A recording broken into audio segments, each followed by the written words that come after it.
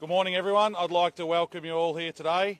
I'd like to welcome Anthony, Merrill, Pat and Tim Ayres. I'd like to thank everyone for coming to this beautiful part of the world, Cessnock. Cessnock, home of the best wine region in Australia is Cessnock, gateway to the paradise. I'd like to thank everyone for coming today. The Johns brothers are from here. Cessnock owners are from here.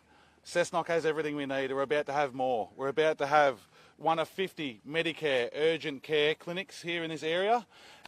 This is a great thing for all of us. I've got two young girls. I've got a 6-year-old and 8-year-old. They play netball here in Cessnock. If they fall over and hurt themselves, or one of their teammates does, or one of their competitors do, they can get into these clinics, get the care they need without waiting 5 or 6 hours, 7, 8, 9 hours as we're waiting in emergency areas in hospitals. This will relieve the stress on hospitals. This is a great thing for our area and a fantastic announcement for Cessnock that we will be one of the 50 clinics here in our area. I'd like to welcome Anthony Albanese here to come and say a few words. Yeah, thanks very much, Dan, and it's great to be back in the Hunter again with a candidate who has a big presence here in the Hunter. You might have noticed just a few days ago he celebrated the 4th anniversary of winning a Commonwealth Games gold medal for Australia, and I think that he is a great candidate for this seat, and it's great to be back here in Cessnock with him again. Today's announcement is a really important one. It goes to the heart of one of the big themes that we're running in this campaign. 4 big themes all around a better future. A better future which has stronger Medicare, which has more secure work, which makes more things here in Australia and takes pressure off the cost of living by cheaper childcare, cheaper energy prices, but also by reducing the costs of healthcare as well. Yesterday's announcement was just another announcement in our many announcements we are going to make during this campaign on health, including on practical ways in which we can take pressure off emergency departments. We've heard here from the nursing staff, the frontline workers, the heroes, not just of the pandemic, but the heroes every day, about the pressure that is on ED here in Cessnock. These urgent care centres, which will be located there'll be a bidding process from existing GP clinics or from community health centres to establish these centres that can provide extended care 7 days a week. It's important. It's somewhere in between a visit to your local GP, who you develop a relationship with, and the acute care that often is required in emergency departments. But what we find is, because of the pressure that are there on EDs, if one of Dan's lovely daughters, who I've had the privilege of meeting, does fall over and sprain an ankle playing netball, or has an incident that needs care and in a timely manner, they're not waiting in ED, they're not clogging up emergency departments. And that's why this commitment is very important for 50 of these urgent care centres to be located right around Australia, and one of them is clearly needed here in the Hunter because of the pressure that we've heard about this morning from frontline workers about the growing population and the pressure that's on the health system. Labor will always prioritise Medicare. Medicare is something that we're very proud of creating. It's something that we'll continue to back in. Mr. Albanese, Cessnock is a coal mining town. Under your climate policies, businesses will have to buy carbon credits to offset their emissions. Can you guarantee that workers in towns like Cessnock and other resources towns around Australia, that none of them will lose their jobs as a result of those policies? Not only can we guarantee it, our Reputex modelling guaranteed it. What we'll do is have the safeguard mechanism that was established by Tony Abbott as part of the 2015 plan, and we'll implement that. And the good news is, if you actually speak to the companies like BHP, Rio Tinto, Santos and others in the resources sector, they've all adopted net zero by 2050. What the safeguard mechanism does is make sure that there's a pathway to that, to 2050. So our policy indeed will see a creation of jobs, 604,000 new jobs created by 2030, 5 out of every 6 in regional Australia. Mr Albanese, Can I please ask you rise we're seeing in global inflation, that's going absolutely crazy. We're seeing interest rates are tipped to increase multiple times this year. What is your fiscal plan to be able to put downward pressure on rates? Well, what the Reserve Bank has done, I support what Philip Lowe has done. They've adjusted the Nauru from they were looking at 5, they've adjusted that down to 4.25, because what they assess is they want to see a lift in real wages.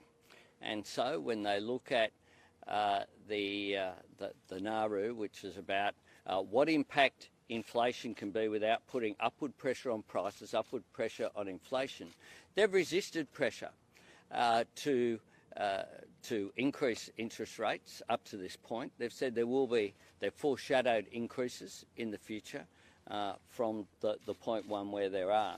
But that's one of the reasons why we're being very fiscally responsible during this campaign. We're not promising everything that we would like to do because we're making sure that in terms of fiscal policy, we're being responsible. Does that mean, Mr. What's your plan to put downward pressure? What's your fiscal plan to put downward pressure on rates? What's your actual plan? That's the question I'm asking. Well, the Reserve Bank have said that interest rates will. The Reserve Bank have said that interest rates will increase regardless of who is in government. They've foreshadowed that.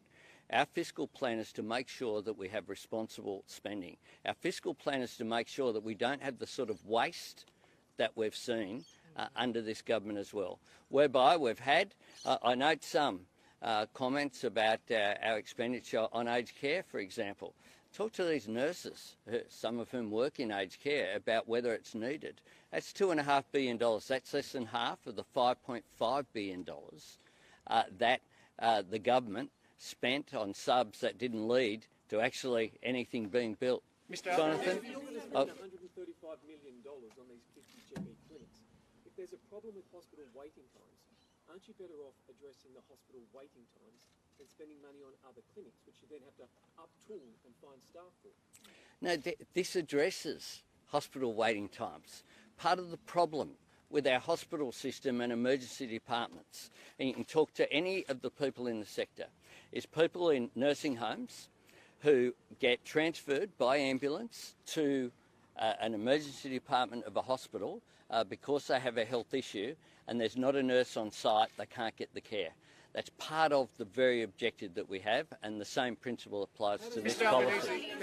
Mr. Albanese, going back to Stella's question, does that mean the forecast budget deficit for the coming year is about 80 billion and about 79, 78 the following year? Does that mean that you would reduce the deficit more or the same, or keep a slightly larger deficit than what's forecast in the budget? What we'll do is we'll reduce the waste, and we'll have all of our expenditures and all of our revenues. It'll all be out there. We've said we've got a measure coming on multinational taxes, so we'll have that out there. You've spoken quite a bit about your time working at Pancakes on the Rocks. Yeah. So outside your time as a member of Parliament, what's the hardest day of work you've ever had? I've got to say there were days at Pancakes on the Rocks which were pretty tough. I worked the Saturday night 11 p.m. to 7 a.m. shift on a Sunday morning,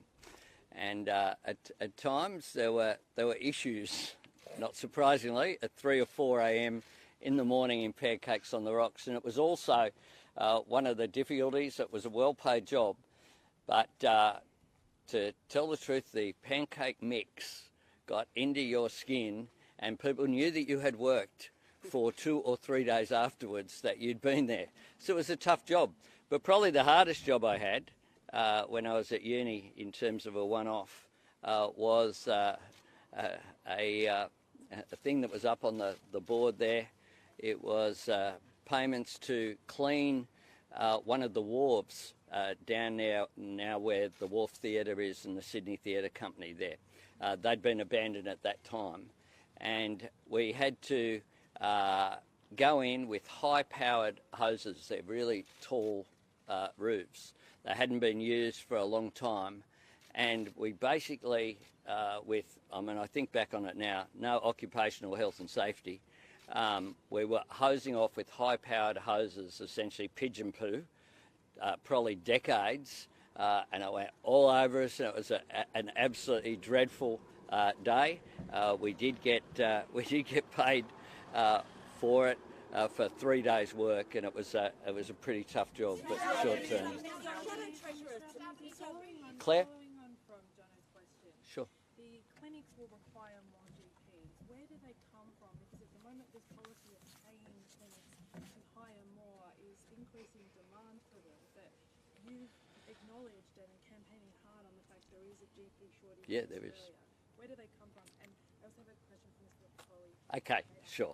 We're going to have more to say about GPs and about increasing training, etc., for GPs during the campaign. But I'll make this point. This is what the head of the College of GPs, Professor Karen Price, has said about our policy. We have long been calling for support for after-hours access for acute care in general practice. This should take place in suitably resourced GP-led clinics. We don't need to reinvent the wheel. That's precisely who we've listened to on this policy. The Royal College, I've met with them some months ago in my electorate office. We realise there are labour shortages. We'll have more to say about that. This follows announcements that we've made about GP after hours, including here in Toronto that I made with Mr. Repicoli and Pat Conroy just a couple of months ago. So we'll continue to have more to say. Do you want to ask? What about nursing shortages? If I may, Yep. Your predecessor had quite a robust relationship with the Leader of the Opposition. If you are elected to Parliament, are you confident that you will be able to continue that legacy of standing up for the hunter, even on tough issues such as we heard Lani asking before about the impact on jobs? We've got the Bulga mine down the road here, 770 workers there. Are you confident when Mr. Albanese says that none of those workers would lose their job if that mine had to go and buy carbon credits? I certainly am very confident on that. While people want to buy our coal, we will sell them our coal. There's no doubt about that. The export market will make the decision up about coal mining's future, and it's got many, many years to go. So what we're here to do is make sure we continue with safe, secure employment for everyone, so we have good futures for families, cuts down on everything in this area. So while people are earning good dollars, they're going to spend their dollars in our area, and we have the best wine region in Australia.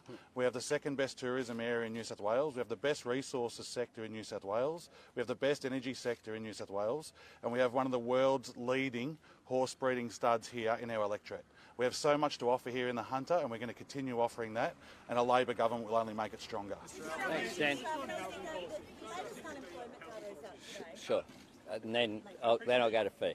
I understand you've got policies on social affordable housing and Yep. first home buyers as well, but what would a Labor government do to address the rising rents so many Australians are facing, and would you consider raising rent assistance?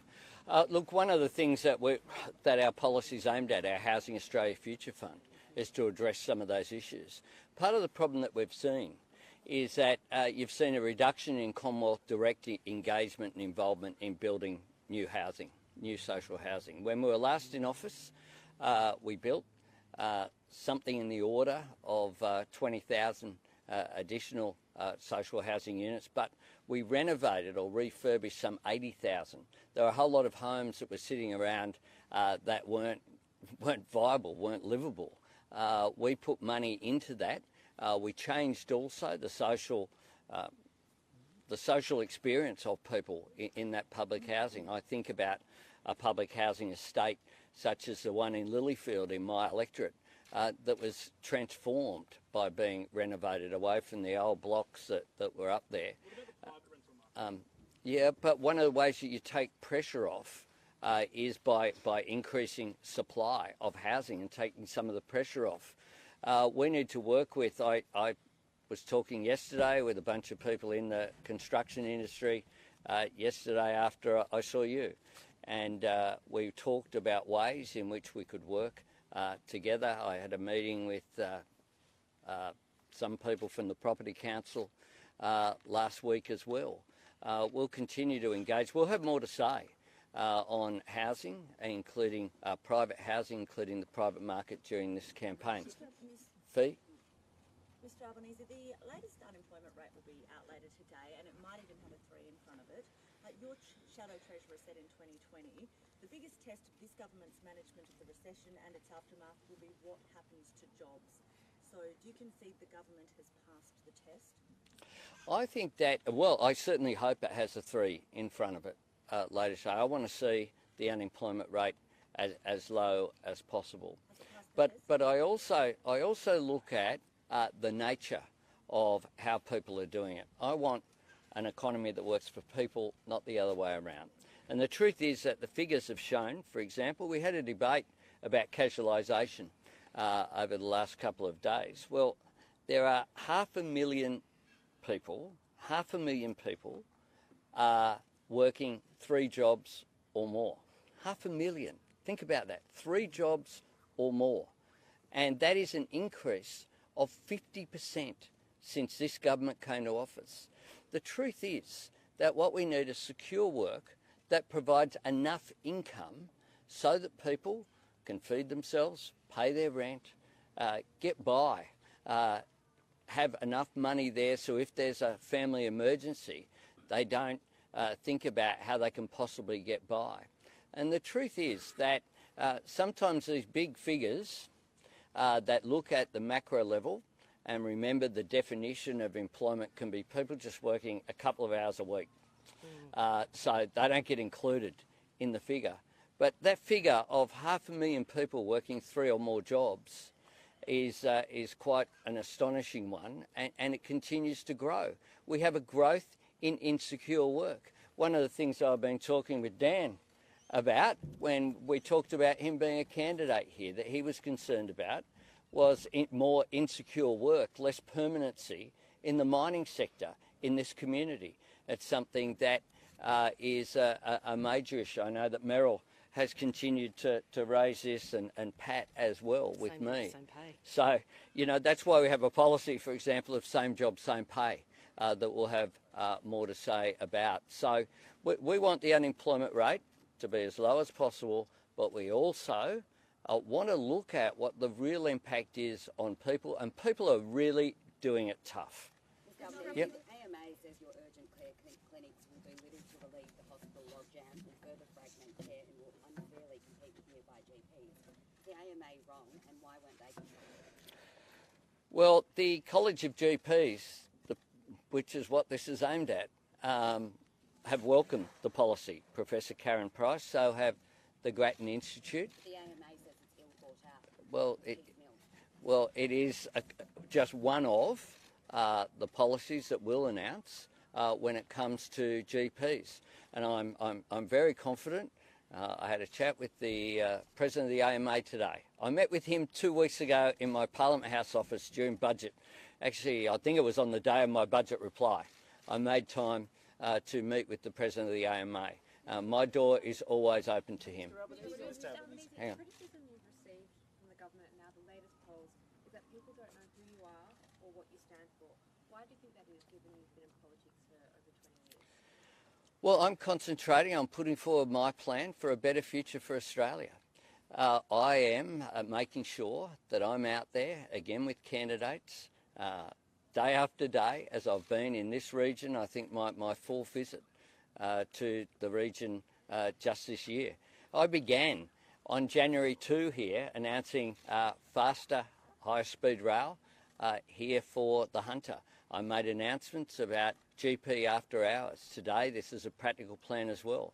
So I'm very confident that Dan and Meryl and Pat will be re-elected, and Sharon Clayton, who's an apology due to a health issue that a few of the team have had recently in this region, will be returned, or in Dan's case, will join the team, and they'll be a strong team for the Hunter, which will be a part of a strong Labor government, that has a plan for a better future for Australia, with strengthening Medicare, with more secure work, with cheaper childcare, and with making more things here. Mr. Albanese, the UK government has overnight announced a 5-year refugee Hang on, resettlement deal. there's two people talking at once.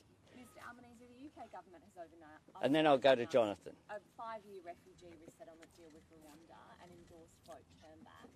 If people smugglers seek to take advantage of an incoming Labor government and do send more boats, will you be tough on boat turnbacks and will you consider an offshore resettlement deal?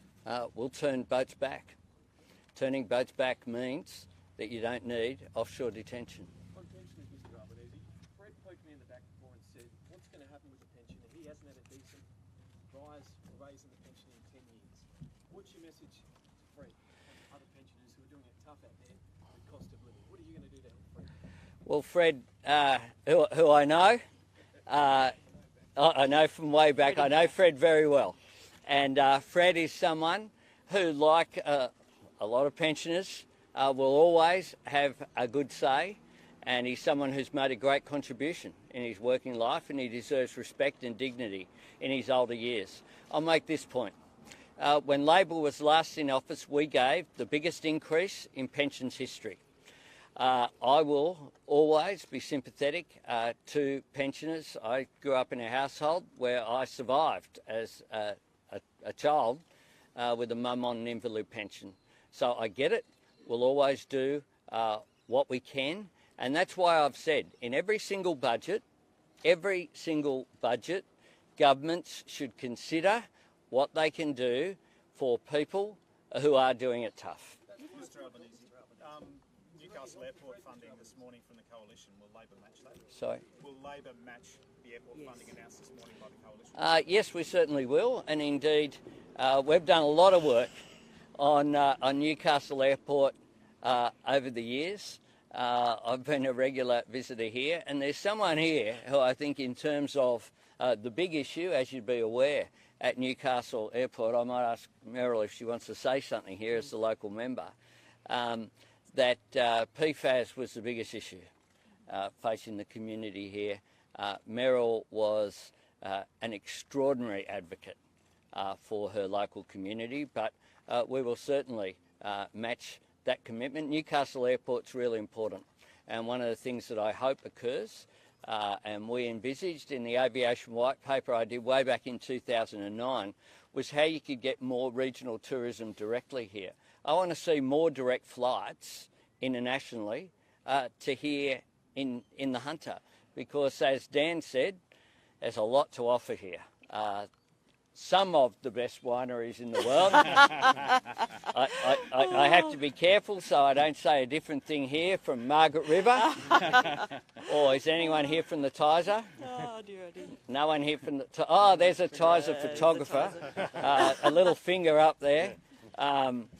You know, the beautiful Barossa and other regions as well, McLaren Vale. There's some great wine regions in Australia and indeed in Tasmania. Would you like me to comment on the airport? But you want to comment on the airport? Just very briefly. Thanks, Albo. And I've got my visa from Dan Repicoli to be here in Cessnock because, of course, I'm from the neighbouring electorate, which kicks off at Neath Beach. That's an in-joke. Straight at Neath there, over to Curry, and all the way to Nelson Bay, indeed taking in Williamtown, where the Newcastle Airport is based, along with the premier jet facility in Australia, hosting the F-35s.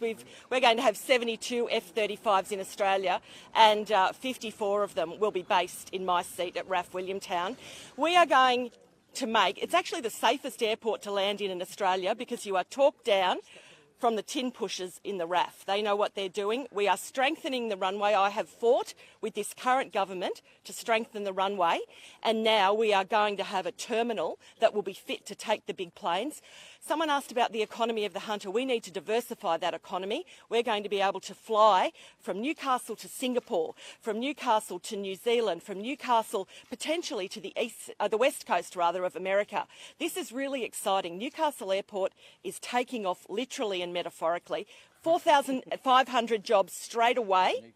4,500 jobs straight away. There'll be freight in the belly of the plane. There'll be people coming and going to drink Dan's wine. I've got a couple of wineries, I think, Dan. Come and have a look at my Wales in Port Stephens. It is going to be a dynamic game changer for our region. I look forward to the transcript, people looking up what that term that Meryl just used was. So she hasn't had one yet. So. You said earlier this week that foreign nurses might be part of the mixed Sure. aged care pledge, but Claire O'Neill has insisted that wasn't the case on Q&A recently. So what is actually happening? Well, we have foreign nurses are part of. I hate to break it to you, but I don't know if you were listening to the accents before. But where are you from, Lorna? I don't think she's from. I don't think she's from Cessnock. I'll give you the big tip. Foreign nurses. When I was in RPA last year, it was Irish nurses. Just about everyone was an Irish nurse. They're a part of our migration system. But were assurances given to Australian nurses, like the ones in the rally yesterday, that the aged care policy would be filled with Aussie nurses? I tell you what, the nurses who were there yesterday are ecstatic about the policy. Ecstatic about the policy. And the nurses who were there yesterday are some of the same nurses who I was the first leader of any political party to address a national conference of the Nurses Federation. When they said that to me, I said, "Are you sure?" to Annie Butler, the National Secretary. The truth is that the nurses have historically not been engaged in backing a political party. What happened at that meeting was I heard firsthand from aged care nurse after aged care nurse their issues being raised, including the fact that they wanted 24/7 care. Today the Prime Minister's in Tasmania for a Sure. forestry announcement. The coalition at the last election committed to planting 1 billion trees by 2030. How's that going? 1% in that time. What is Labor's position on that issue of the supply chain in the timber industry? And do you think that the government should come clean about how many trees they actually will be able to plant by 2030? Well, this is, another announcement from a government that's all announcement and no delivery. He'll be there for the photo op, but he's never there for the follow-up. Always. This Prime Minister promised 1 billion trees. How many have they got? 1%, maybe. This government, in 2019, Scott Morrison skated through an election campaign without being held to account.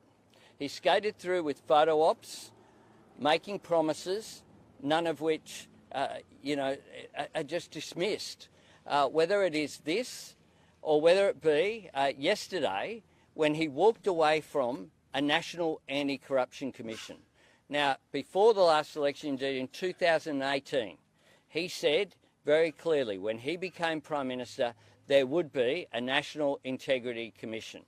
And yet what he's done is not even introduced the legislation of the Parliament, and yesterday he made it clear that he wouldn't have a National Integrity Commission during the next term, with this rather bizarre statement that the reason was because Labor didn't support his model. Well, the reason why this Prime Minister doesn't want an anti-corruption commission is sitting on his front bench. They're the people. That is the delay for why there is no National Integrity Commission, because a National Integrity Commission would look at the money that was paid for land at Badgerys Creek of $30 million for land that was worth $3 million.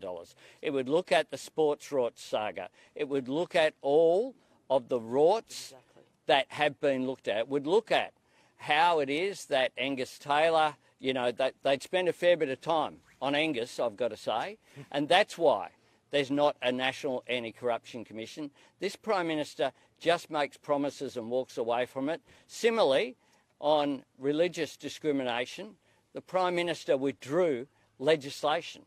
On wage theft, the Prime Minister had the numbers in both houses and withdrew it from their own legislation. This is a Prime Minister who can't be trusted to deliver on his commitments next term, because he's shown this term that he can't be trusted. So the Labor force may well tie And then, yeah. What are you going to do with the skilled migration cap? Is Labor going to have to increase it in office? Well, what we'll do is, one of the things that we'll do is look at, that's why we're creating Jobs and Skills Australia. No?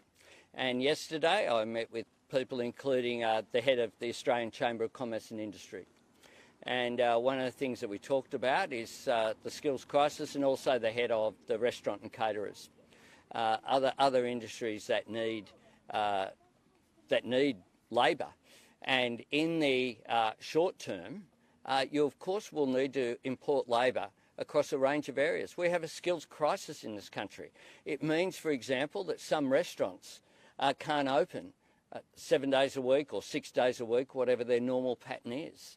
And that is holding back the economy, it's holding back jobs, and we need to do something about that. So one of the things about Jobs and Skills Australia that we'll do is look at, in using the Infrastructure Australia model, which has proven to be successful when it was actually listened to, is to have a board including serious people from the private sector that look at what are the jobs we need today, but in a year, 5 years, 10 years' time, and make sure that the training occurs for it. Well, we'll have. I won't do what this government does, which is to make announcements about when we're going to make announcements. So, given so much of these federal campaigns are about the leaders and their personalities, a recent focus group which was published today in the AFR said that neither you nor Scott Morrison are very impressive, but the least unimpressive is Scott Morrison. And then the criticism of you is that you're dull, disinterested, and uninspiring. What is your reaction to that, and how are you going to change people's perceptions of you? I am who I am. I will be getting about being me, putting forward my propositions. I think what people are interested in is who has a plan for Australia's future. I have a plan for the future. It's a plan for more secure work. It's a plan to strengthen Medicare. It's a plan for making more things here. And it's a plan to take pressure off the cost of living. One more, last one, because she hasn't had one. Don't those results of that survey show that voters actually don't know who you are, despite what you've been saying? And are you comfortable standing next to a candidate who's been forced to delete social media posts and profiles over controversial things he said on Monday? Well, I support Dan Repicoli as the candidate for Hunter. And the truth is that if everyone is held to account, who now is a young person on social media for what they might put on social media in their 20s, then I'll tell you what, in 10 years' time, you'll struggle to hold a press conference because there won't be candidates. If you have a look at what young people do on social media, Dan Repicoli is, I know him, I've got to know him in recent times. He has represented his country with honour. He has been a coal miner in this area. He has worked in industry, in small business, before having to resign to run full-time. He was a manager of, I'm not sure how many people, Dan? 78. About 78 people, to be precise. He's the sort of person I want to see in politics. He's a good guy. You know, were all of his social media posts perfect? No, they weren't. He regrets that. You know, we need to actually have real people coming in. This bloke is as real as they come, and I look forward to him being in the federal parliament. Thanks very much. Here, well done, mate. Authorised by P. Erickson, ALP, Canberra.